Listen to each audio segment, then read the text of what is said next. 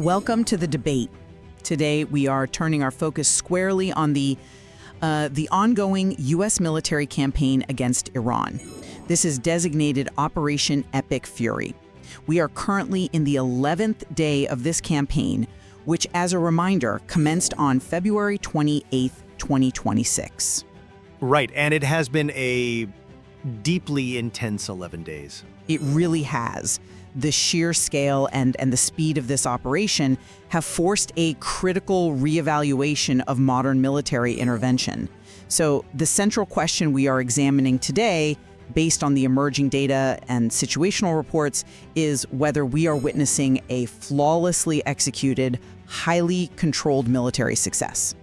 One that systematically degrades a severe regional threat without falling into the quagmires of past Middle Eastern interventions. Or conversely, looking at that exact same landscape, do the resulting severe economic shocks, the regional spillovers, and these really terrifying emerging hostage crises indicate a volatile, expanding conflict, one that fundamentally defies the very concept of containment? Exactly. And my perspective, the position I will be outlining today, is that Operation Epic Fury actually represents a masterclass in tactical dominance and strategic containment. We are seeing the effective dismantling of Iranian capabilities while simultaneously, and perhaps counterintuitively to some, strengthening U.S. and Arab alliances. And while the sheer undeniable military overmatch the United States is demonstrating is certainly historic, I don't think anyone can deny that, I look at the broader geopolitical fallout and draw a very different conclusion. I will argue that the cascading economic consequences and the uncontrollable asymmetric risks, specifically the near total paralysis of global shipping and the grave danger to American hostages, reveal a conflict that is already stretching dangerously beyond its originally rigorously scoped parameters. Okay, let's start by looking at the reality on the ground, and particularly in the airspace over these past 11 days. Because if you look at the metrics coming out of U.S. Central Command, the unprecedented operational success achieved through precise, overwhelming force is just staggering. We are talking about American forces striking more than 5,000 distinct targets. It is a massive number. It is. And this isn't just scattering munitions for the sake of it. This is the systematic dismantling of a nation's military infrastructure. They have hit command and control centers, Islamic Revolutionary Guard Corps headquarters, intelligence sites, integrated air defense systems, and the actual manufacturing hubs for ballistic missiles and drones. Plus, over 50 Iranian ships and submarines have been damaged or destroyed. That effectively neutralizes their immediate naval threat profile right out of the gate. Look, the destruction of hardware is undeniable. I give you that. It is undeniable, and it paves the way for what comes next, which is U.S. and Israeli forces moving rapidly toward complete, uncontested control of Iranian airspace. This is not just a tactical advantage. It allows for sustained bombing operations deep inside the country, utilizing those 2,000-pound penetrating bombs to destroy deeply buried missile launchers that the regime previously felt were totally untouchable. Right. And the tangible reduction in Iran's offensive capabilities is mathematically measurable. According to Joint Chiefs Chairman General Dan Kane, there has been a 90% drop in ballistic missile attacks. We are also seeing an 83% decrease in one-way attack drones since the operation began. As Secretary of War Pete Hegseth explicitly stated just recently, this is not 2003. We are not engaging in endless nation building or ground occupation here. It is a rigorously scoped mission achieving its objectives with brutal efficiency. I don't dispute the military statistics, and the sheer technical skill and the firepower of the U.S. military are certainly not in question here. But true operational success cannot be measured in a vacuum. You cannot assess a military campaign by entirely ignoring the massive secondary and tertiary global consequences it triggers. Well, how are you defining those consequences in relation to the operational success? I'm looking at the global economy. You are describing this operation as flawlessly contained, but look at the economic contagion that is spreading globally at just an astonishing rate. Oil has surged past $100 a barrel for the first time since 2022. The national average for gas has hit $3.53 per gallon. That is up 59 cents in just a single week. Diesel is sitting at $4.72, and in states like California, Gas is at $5.14. But those are immediate market reactions, though, which, are entirely to be expected when a conflict touches one of the world's major energy-producing regions. I would argue they are much more than just reactions. They are the physical manifestation of a strategic bottleneck at the Strait of Hormuz. We are witnessing a paradigm where absolute air superiority is effectively neutralized by a simple geographic choke point. You can own the skies entirely, but if you can't move a single barrel of oil through a 21-mile-wide strait, your tactical victory quickly morphs into a global economic crisis. But the route hasn't been completely... It essentially has. This is a route that normally facilitates 20 to 21 million barrels of oil per day. Since Friday, only 4 cargo ships have passed through, and one of those was carrying corn. A genuinely contained conflict does not inherently involve the sudden, violent disruption of global supply chains, nor does it involve American hostages vanishing from their prison cells in Tehran. The situation across the globe is highly volatile, not contained. I think we need to look closer at that definition of containment and regional spillover, because I would actually argue that Iran's attempt at retaliation has backfired on them in a way that increases regional containment. It proves the effectiveness of the U.S. strategy. How does launching missiles at your neighbors increase containment? Because of how those neighbors reacted. When Iran launched strikes against its Arab neighbors in an attempt to regionalize the terror, Secretary Hegseth noted it was a, quote, big mistake. Why? Because it pushed those nations directly and unequivocally toward the United States. Instead of fracturing the coalition, these Arab partners have opened their doors. They have allowed U.S. overflight access and are actively intercepting threats themselves. But the very fact that they have to intercept threats means the war is spilling over. Think of the region's defense architecture right now like a massive interconnected net. Iran tried to tear through it, but instead, they just proved how tightly woven the U.S. and Arab partnership has actually become. Look at the United Arab Emirates. The UAE's Ministry of Defense confirmed that out of 253 Iranian ballistic missiles detected, the UAE destroyed 233 of them. That is a lot of missiles in the air. It is, but 18 fell into the sea and only 2 landed within the country. That is a staggering interception rate. It proves that the anti-Iran coalition is stronger and more integrated than ever before. These nations recognize they cannot live under a conventional umbrella with a radical regime next door. The defensive architecture is holding beautifully, and Iran's capacity to intimidate its neighbors has been fundamentally broken by this display of unified defense. I have to push back hard on that definition of containment. The very fact that the United Arab Emirates is having to deploy its air defenses to shoot down literally hundreds of incoming ballistic missiles and drones over its own cities is the absolute definition of regional spillover. When 253 missiles are fired at a neighboring country, the conflict is already expanded. It is not contained to Iran. It is contained in terms of the strategic outcome, though. The missiles were neutralized. But the human cost of this regional expansion is already devastatingly real. We just witnessed the dignified transfer of Army Sergeant Benjamin N. Pennington. He was a 26-year-old from Kentucky, and he is the 7th American service member killed supporting Operation Epic Fury. He died from injuries sustained in a strike on Prince Sultan Air Base in Saudi Arabia. The conflict is bleeding across borders, hitting U.S. personnel in allied nations. How is that containment? The loss of Sergeant Pennington is deeply tragic, and it certainly underscores the very real risks inherent in dismantling a regime like this. But we must separate the tragic loss of personnel from the strategic reality of the theater. The theater itself remains managed by U.S. and allied forces. The strikes are not degrading our operational capacity. But is it actually managed? The Pentagon is currently drawing up options to potentially escort oil tankers through the Strait of Hormuz.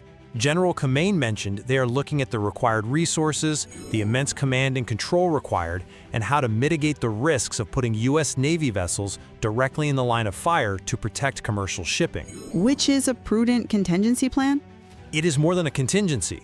If U.S. forces must now be tasked with physically securing global commercial shipping lanes just to keep the world economy from grinding to a halt, mission creep is already clearly visible. This is exactly how scoped missions turn into sprawling, open-ended regional commitments. I see the concern regarding the Strait of Hormuz, but framing it as open-ended mission creep ignores the internal reality of the Iranian regime right now. The actions we are taking are fundamentally capitalizing on a regime that is in a state of outright collapse and desperation. Remember how Operation Epic Fury began? With the airstrikes on the leadership. Exactly. It commenced with airstrikes that resulted in the death of Ayatollah Ali Khamenei. The ascension of his son, Mustafa Khamenei, as the new supreme leader is not a smooth transition of power. It is the frantic scrambling of a severely degraded leadership structure. As President Trump noted, he does not believe Mustafa can live in peace under these conditions. And Secretary Hegseth directly advised the new leader to heed the president's warning not to pursue nuclear weapons. The regime is fighting for its very life. Which makes them incredibly dangerous. A dying regime has nothing to lose. It makes them desperate, yes, but their capacity to execute that danger has been crippled. The U.S. precision strikes knocked out 50% of Iran's missiles in the very first wave. General Kane explicitly stated that while Iran is still fighting, they are, quote, not more formidable than what we thought. Their conventional threat has been entirely neutered. Neutered is a strong word when they are still launching hundreds of missiles. But they are firing the absolute lowest number of missiles they have historically been capable of firing in a sustained engagement. And as Secretary Hegseth pointed out, they are reduced to firing them from schools and hospitals like cowards. Why? Because their traditional military infrastructure is being systematically annihilated from the air. This is what the end stage of a degraded conventional force looks like. The degradation of their conventional hardware is a compelling point, I will concede that. But what happens to the variables that precision bombs cannot fix? A cornered, desperate regime relies on asymmetric warfare precisely because U.S. air dominance cannot easily solve it. They know they can't beat American fighters in the sky, so they change the rules of the game entirely. It is easy to look at the destruction of launch pads, but look at the terrifying human variables currently unfolding. Take the situation at Evin Prison in Tehran. The hostage situation is incredibly delicate, certainly. It is more than delicate. It is a profound asymmetric vulnerability. At least 6 Americans are known to be wrongfully detained by this regime. Let's look at the specific case of Kamran Hekmati. He is a 70-year-old Persian Jew and dual citizen from New York, wrongfully detained since May 2025. His family has recently been informed that he is no longer in Evin prison, and his whereabouts are completely unknown. Which is a horrifying development for his family. It is. Kieran Ramsey, a representative for the family, has highlighted rumors that prisoners are possibly being used as human shields. Furthermore, we are hearing reports that the regular prison guards at Evin have been entirely swapped out. They have been replaced by special counter-terrorism police. Evin prison has previously been targeted by Israeli military strikes, making it an active war zone. Absolute air superiority does not protect a 70-year-old American hostage who has been disappeared by a desperate regime facing imminent collapse. The human cost and the asymmetric danger here represent a gaping hole in the concept of a flawlessly controlled operation. I am absolutely not minimizing the horrific situation regarding Kamran Hekmati or the other hostages. The use of human shield is a grotesque violation of international law. However, using the asymmetric tactics of a collapsing regime as a critique of the military operation itself conflates two very different things. How so? The operation is what triggered the specific escalation in asymmetric tactics. Because the military operation is executing its defined parameters perfectly. Secretary Hegseth made it entirely clear that no nation in the history of warfare takes more precautions to avoid civilian casualties than the United States.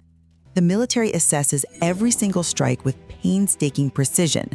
This contrasts sharply with Iran's indiscriminate targeting in their use of hostages. The fact that the regime resorts to these barbaric asymmetric tactics is proof of their conventional impotence. It is not proof of an expanding U.S. failure. But the U.S. failure isn't in the precision of the strikes. I'm not arguing the bombs aren't hitting their targets. The failure is in the inability to anticipate or manage how the regime's asymmetric response would impact global stability and American lives. Let's address that global stability and the broader economic picture then, because we really must look at the administration's robust deterrent strategy regarding the global market. The administration is not ignoring the economic implications. President Trump has drawn an incredibly firm line regarding the Strait of Hormuz. He has certainly used strong rhetoric. very strong. He warned in a Truth Social post that if Iran does anything to stop the flow of oil, they will be hit, quote, 20 times harder and face death, fire, and fury. He noted the U.S. would take out easily destroyable targets that would make it virtually impossible for Iran to ever be built back as a nation. That level of absolute, unequivocal deterrence is backed by military capabilities no other nation on Earth possesses. But does rhetorical deterrence work if the markets simply don't believe it will keep the oil flowing? The markets and global supply chains are already adapting to the reality. We are seeing major logistical shifts happening right now. The Panama Canal Administrator, Dr. Ricardo Vázquez Morales, has stated he expects transit to increase through the canal. They are actively preparing to shift U.S. liquefied natural gas exports to Asia instead of Europe, specifically to compensate for the chokehold at Hormuz. The strategy is comprehensive. It addresses the military reality in Iranian airspace, the defensive reality in Arab partner airspace, and the logistical reality of global energy routing. I have to challenge the effectiveness of that strategy.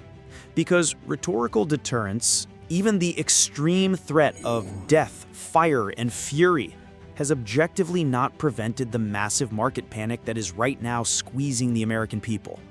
The administration has heavily focused its domestic messaging on affordability, yet they are now facing a massive midterm political headache because of these exact energy spikes. You can talk about shifting LNG shipments through the Panama Canal, but restructuring global logistics at that scale takes immense time. You cannot replace 20 million barrels of daily transit overnight. No one is saying it happens overnight, but the mechanisms to adapt are functioning as designed. They trade on risk, and right now, they are pricing in the risk of tighter supply to the point of $100 plus oil today. Look at the steepest week-over-week gas price increases. They are hitting critical battleground states incredibly hard. Indiana is up 58 cents.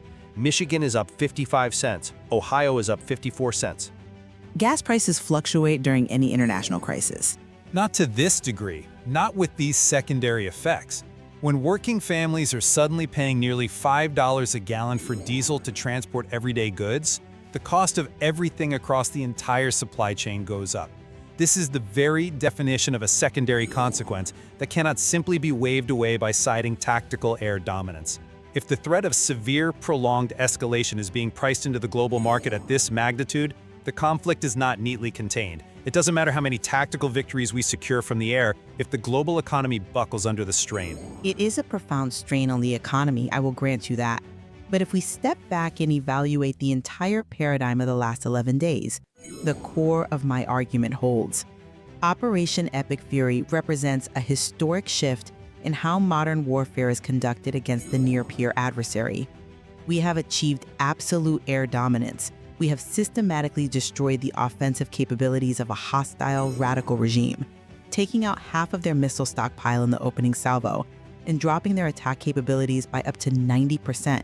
Is an extraordinary feat of military strategy.